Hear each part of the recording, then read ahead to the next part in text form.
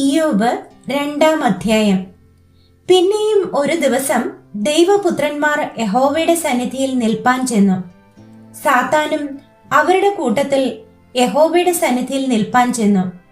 യഹോവ സാത്താനോട്, നീ എവിടെ നിന്ന് വരുന്നു എന്ന് ചോദിച്ചതിന് സാത്താൻ യഹോവയോട്, ഞാൻ ഭൂമിയിൽ ഊടാടി സഞ്ചരിച്ചിട്ട് വരുന്നു എന്നുത്തരം പറഞ്ഞു.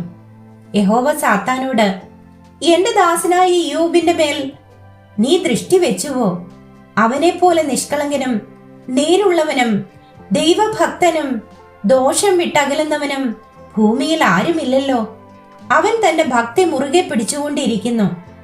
വെറുതെ അവനെ നശിപ്പിക്കേണ്ടതിന് നീ എന്നെ സമ്മതിപ്പിച്ചു എന്ന് അരുളി ചെയ്തു.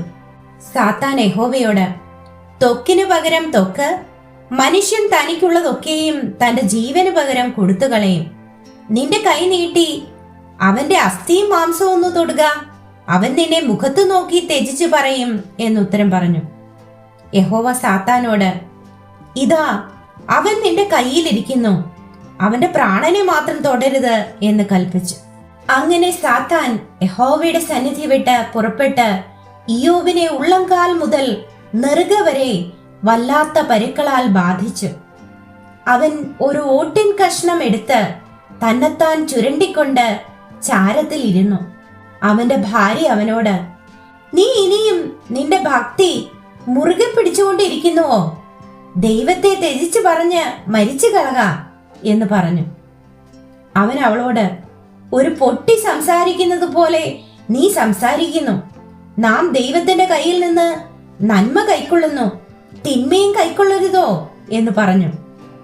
ഇതിലൊന്നിലും ഇയ്യോബ് അധരങ്ങളാൽ പാപം ചെയ്തില്ല.